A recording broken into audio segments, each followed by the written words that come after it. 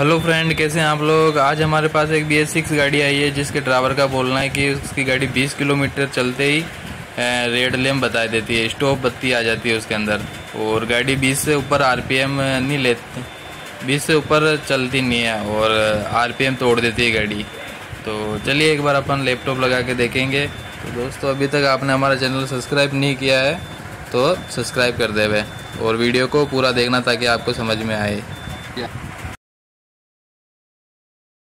तो दोस्तों, जैसा कि आप देख रहे हो कि ये अपने लैपटॉप कनेक्ट कर दिया है और चलिए अब फॉल्ट कोड खोलते हैं।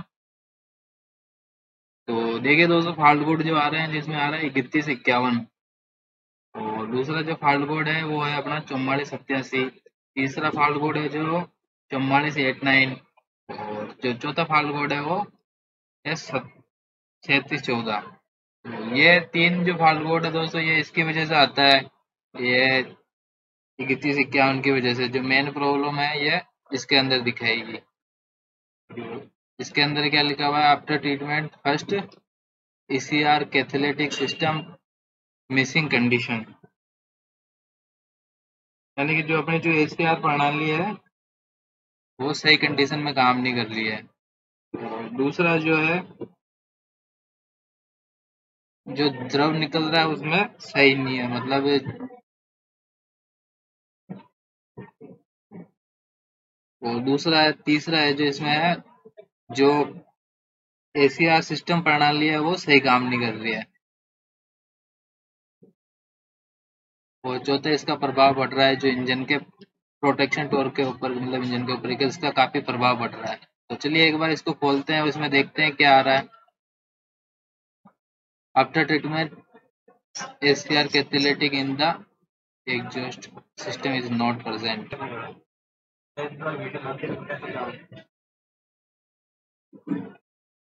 ये इसमें लिखा हुआ आ रहा है कि turbo shoot all other active knock sensor and ACR dosing system related fault code before this fault code. मतलब इसका मतलब है कि जो नॉक सेंसर और ACR डोजिंग सिस्टम से संबंधित जो भी अपने है फिल्टर वगैरह जो भी है उसे चेक कर लेना है, मतलब उसकी भी बीमारी हो सकती है।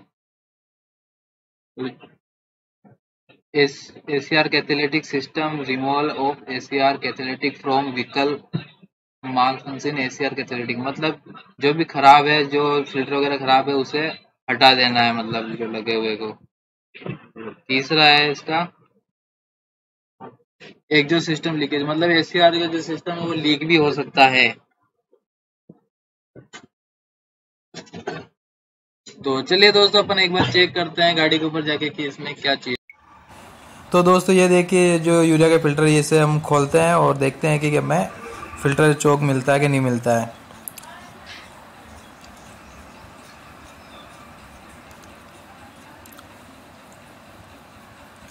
तो जैसा कि आप देख पा रहे हो कि ऐसे जो फिल्टर खुलता है, और तो फिल्टर तो देख लो अपनी सही कंडीशन में दिख रहा है। तो एक बार इसको अपन बाहर निकाल के भी चेक कर लेंगे ढंग से, ताकि अंदर तो ये थोड़ा ब्लैक ब्लैक लग रहा है पर सही तो है वैसे। तो एक बार इसमें फूक वूक मार के और ऐसे चेक कर लेंगे, एक बार प्रॉपर सही तरीके से चेक कर लेंगे।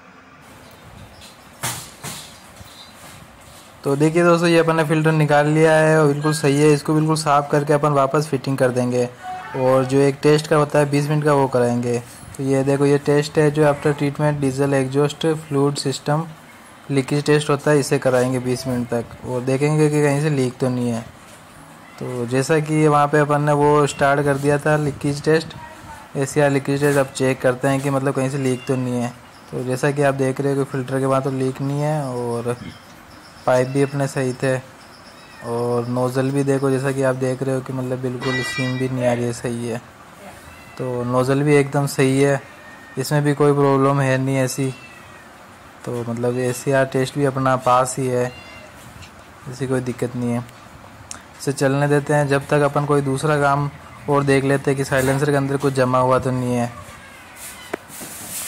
साइलेंसर के अंदर कुछ जमा नहीं है तो उसके लिए अपन जो DP सेंसर होता है उसके पाइप जो साइलेंसर में लगता है वो खोलेंगे अपन। ये जो आप DP सेंसर देख रहे हो इसको अपन खोलेंगे, 22 का फिक्स पाना होता है वो लगा के इसको खोल देंगे और इसको वहाँ से निकाल के टीपी सेंसर से निकाल के लॉक दबा के निकल जाता है यह, और फिर इसको बाहर निकालेंगे अपन। ऐसा आसानी से बाहर निकालते अपने को पता चल जाता है कि यूरिया भी साइलेंसर में जमा हुआ है या नहीं है। तो जैसा कि आप देख रहे हो कि इस पर बिल्कुल साफ, बिल्कुल क्लीन है। तो ऐसा नहीं हो सकता कि मतलब इसके अंदर कुछ जमा हुआ है। ये बिल्कुल सही है, मतलब यूरिया अंदर नहीं जमा हुआ है। तो साइलेंस में कुछ जमा हुआ तो नहीं है। इसको भी थोड़ा फूक वूक मार के अपन वापस लगा देंगे, प्रॉपर सही तरीके से लगा देंगे।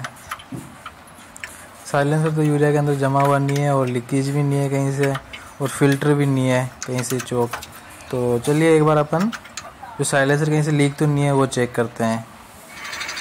तो ये जो साइलेंसर है, तो पत्तियों के वहाँ से लीक तो नहीं होता है अभी तक। एक बार चेक कर लेते हैं, सही है। और ये पैकिंग थोड़ा सा लग रहा है तो भी सही है। चलो दूसरी जगह नज़र मारते हैं थोड़ी। तो ये तो सही लग रहा है, बट पैकिंग नीचे से तो सही है यार। एक बार नीचे झुके और अच्छी तरह नज़र मार लेते। ये यहाँ से लीक है, देखो दोस्तों, ये जो देख रहे हो ये यहाँ से काला ब्लैक हो रहा है थोड़ा, ये यहाँ से लीक है। तो ये अपने इसकी वजह से भी वो जो 3151 कोड है वो आ सकता है। जाली भी इसकी सही है, और यहाँ पे भी जॉइंट होता है वह, ये यहाँ पे भी सही है। देखो जैसे टर्बो के नीचे जो पाइप लगता है वहाँ पे सही है। अधिकतर यहीं से लीक होता है, या तो जाली लीक होती है या फिर ये लीक होता है। देखिए दोस्तों, ये पैकिंग वो निकाल दिया है जो ब्लैक हो रहा था उसने। तो देखिए ये लीकेज है, ये पैकिंग लीक है पूरा। ये भाई साहब मैकेनिक साहब ने इसको खोला है, और ये देखो पूरा लीकेज है। तो इसे अपन चेंज करेंगे। ये यहाँ पे अपन नया पैकिंग लगा रहे हैं। तो ये पैकिंग लगा के अपन एक बार रीजनरेशन कर देंगे। तो रीजनरेशन कैसे करते हैं वो आपको अपने नेक्स्ट वीडियो में बताएंगे। तो देखिए दोस्तों, ये हमने रीजनरेशन करा दिया गाड़ी में, और वहाँ से अब जहाँ पहले से लीक था वहाँ अब ये देखो लीक नहीं हो रहा है। तो मतलब गाड़ी अपनी कंप्लीट है अब।